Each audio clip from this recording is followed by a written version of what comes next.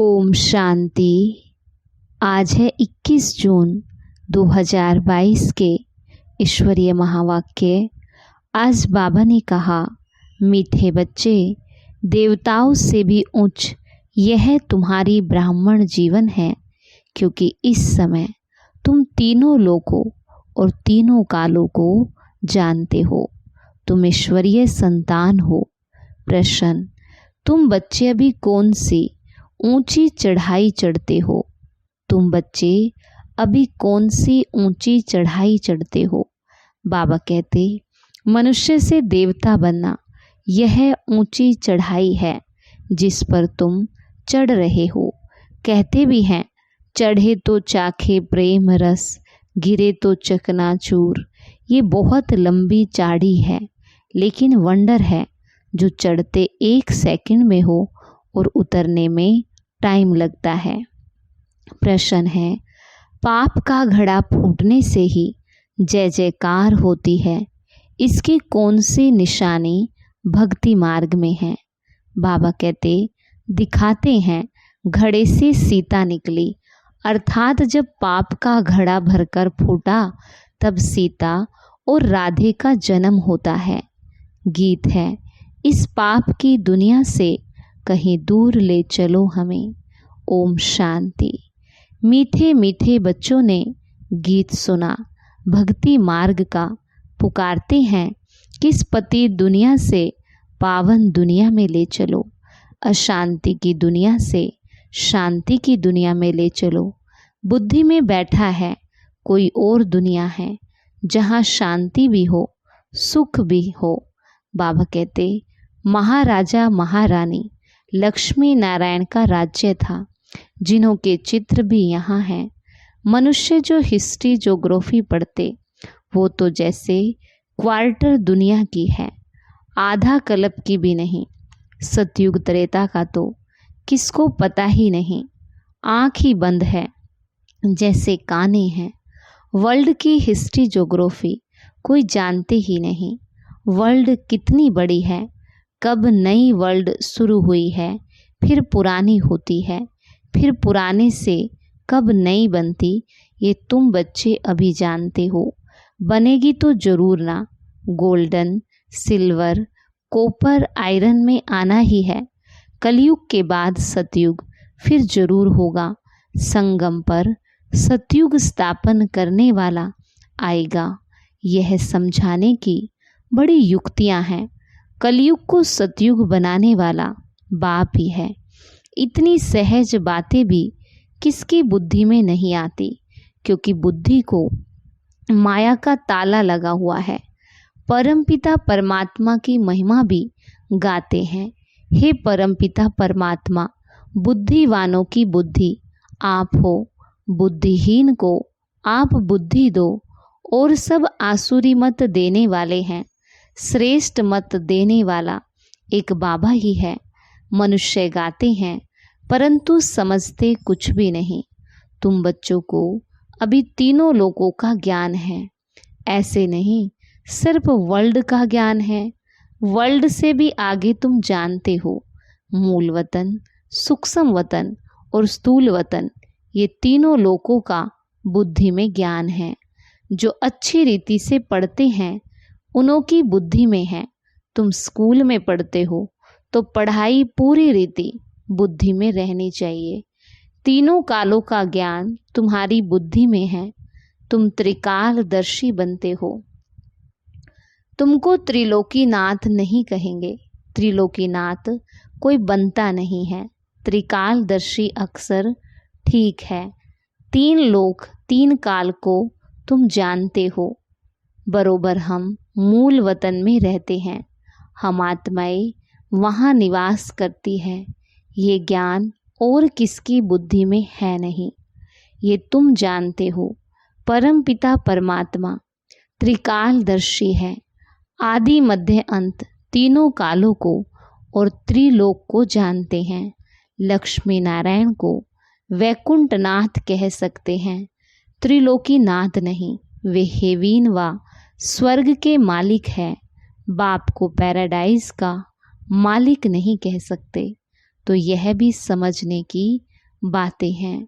परमात्मा जैसा कोई मनुष्य नहीं हो सकता।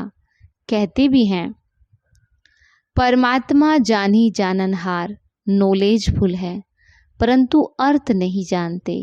समझते हैं जानी जाननहार है तो सभी के दिलों को जानते होंगे। सर्वव्यापी कहे गलानी कर देते। अभी तुम हो ईश्वरीय वंशावली, फिर दैवी वंशावली बनेंगे। ईश्वर बड़ा व सतयुग के देवताएं बड़े, उन देवताओं से बड़े सूक्ष्म वतनवासी देवताएं हैं। सूक्ष्म वतनवासी ब्रह्मा बड़ा कहेंगे ना, वो है ही अव्यक्त। यह तो व्यक्त है ना। यह जब पावन फरिश्ता बनते हैं तब महिमा है। ब्राह्मणों को अभी अलंकार देंगे तो वह अस्त्र शस्त्र शोभेगा नहीं, इसलिए विष्णु को स्वदर्शन चक्र दिखाते हैं। शंख चक्र गदा पद्म, अब इनका अर्थ भी तुम समझ गए हो। सतयुग में लक्ष्मी नारायण को तो अस्त्र शस्त्र देंगे नहीं। ये है अभी की बात। वास्तव में यह ज्ञान के अस्त्र शस्त्र है, स्थूल हथियारों की बात नहीं। शास्त्रों में तो स्थूल हथियार आदि हैं। पांडव और कौरव की सेना दिखाई परंतु उसमें फीमेल को नहीं दिखाया। पांडव सेना में पुरुष दिखाते हैं, बाकी शक्ति सेना कहाँ गई? ये है गुप्त, कोई को पता ही नहीं। यह शिव शक्तियाँ कहाँ गई? इनका वृतांत कुछ भी नहीं दिखाते। शक्तियों ने कैसे लड़ाई की सेना दिखाते तो है ना। किसको भी समझ में नहीं आता। जिसने जो कुछ बोला सो लिख दिया। यथार्थ रीति अभी तुम जानते हो। हम सब एक्टर्स हैं। हर एक आत्मा को अपना पार्ट मिला हुआ है। बाबा जिसको क्रिएटर, डायरेक्टर, मुख्य एक्टर कहा जाता, उन द्वारा तुम सारे ड्रामा के राज को जानते हो।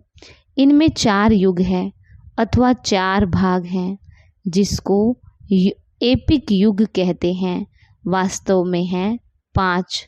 5वां ये कल्याणकारी युग है। सतयुग और त्रेता के संगम को कल्याणकारी नहीं कहेंगे, क्योंकि वहाँ उतराई होती है। सतो प्रधान, सतो रजो तमो, ये हैं सीढ़ियाँ, तो सीढ़ी उतरनी ही पड़ती है। ज्ञान में तुम एक ही बार गैलफ करते हो, फिर ऊपर चढ़ी हुई सीढ़ी उतरते ही जाते हो। सीढ़ी उतरना बड़ा सहज होता है, चढ़ने में बड़ा मुश्किल होता। तुम कितनी मेहनत करते हो। मनुष्य से देवता बनना ऊंची चाढ़ी है ना। कहते हैं ना कि चढ़े तो चाखे प्रेम रस। जानते हो अभी हम चढ़ रहे हैं, फिर गिरते हो तो एकदम चकनाचूर हो जाते हो। कितना समय लगता है। यह बहुत लंबी चाढ़ी है।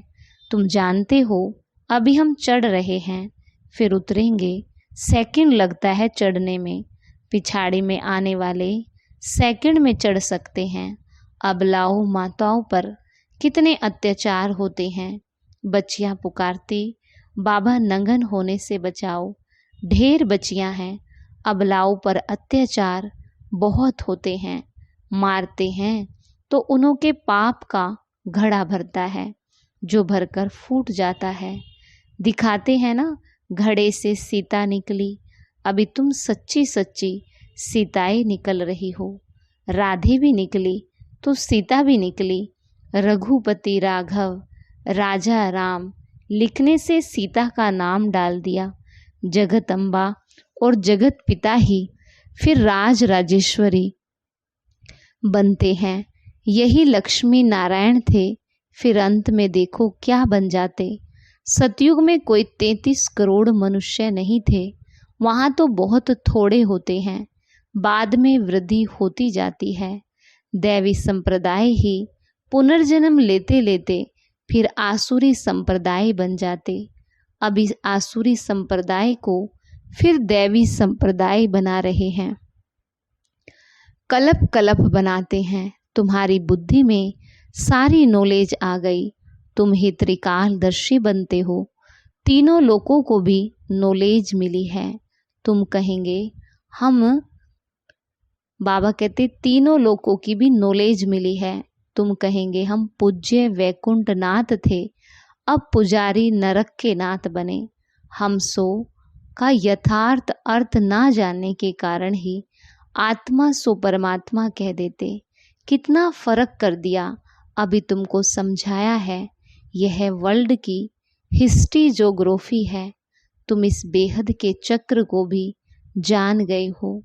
तीनों लोकों, तीनों कालों को भी तुम जानते हो।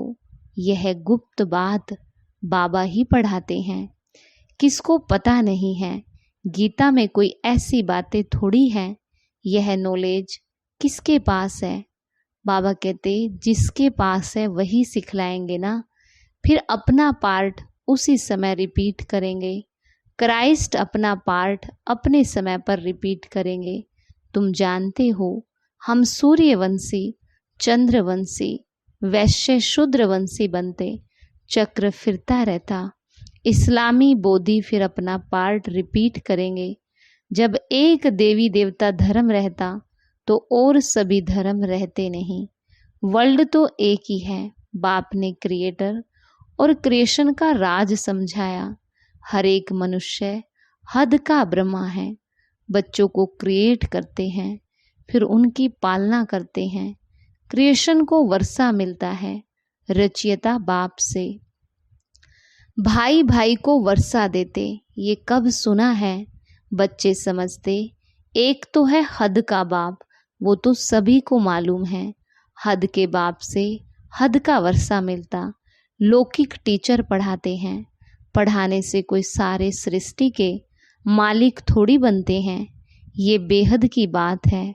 हद वाले सभी उस बेहद बाप को याद करते हैं। उनको कहते ही हैं बाबा, शिव बाबा। क्रिएटर को बाबा कहेंगे ना, सिर्फ बाबा हल्का नाम है, इसलिए शिव बाबा कहते। वो है ही निराकार। पूछा जाता है शिव बाबा से तुम्हारा क्या संबंध है? कहते हैं ना शिव बाबा झोली भर दो। बाबा का शिव नाम एक्यूरेट है। शंकर का चित्र अलग है। शिव और शंकर दोनों को मिलाकर शिव शंकर कहना, ये तो बड़ी भारी भूल है। ऊंचे ते ऊंच बाप को भूल गए। चित्र बहुत अच्छे हैं। ब्रह्मा द्वारा अब स्थापना हो रही है। ज्ञान भी अभी मिलेगा।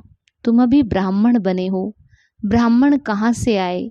उनको एडाप्ट करता हूँ। ब्रह्मा को भी एडाप्ट किया। ब्रह्मा से ब्राह्मण पैदा हुए। तुम जानते हो अब हम प्रजापिता ब्रह्मा कुमार कुमारियां हैं।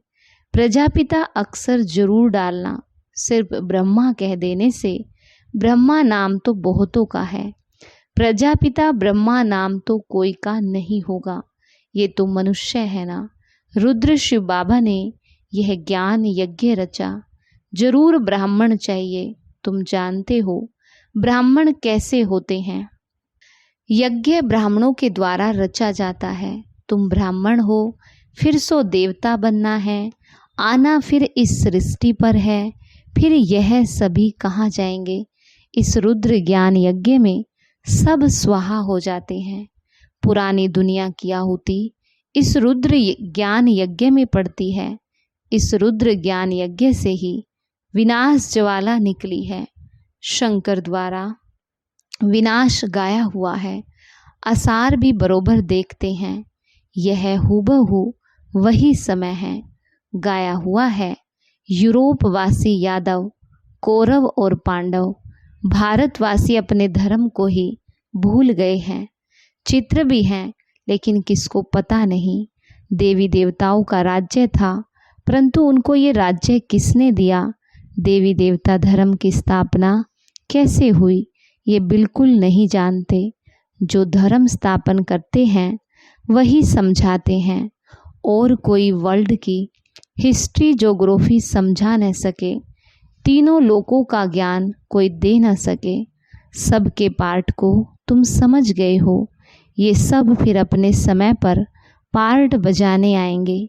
आगे चलकर तुम्हारी महिमा भी बढ़ती जाएगी। वृद्धि जल्दी होनी है तो कितना बड़ा मकान बनाना पड़ेगा। ड्रामा में पार्ट है, समझते हो। कितने बच्चे आएंगे, वृद्धि को पाते ही रहते हैं। आएंगे ही, बाबा कहते आएंगे भी शिक्षा लेने के लिए, बाकी तो ऐसे ही घूमने बहुत आते हैं। समझो कोई एजुकेशन मिनिस्टर आते हैं तो उनको भी नॉलेज समझानी है। हमारी है वर्ल्ड की हिस्ट्री ज्योग्राफी। सारे कल्प के चक्र को कोई भी नहीं जानते।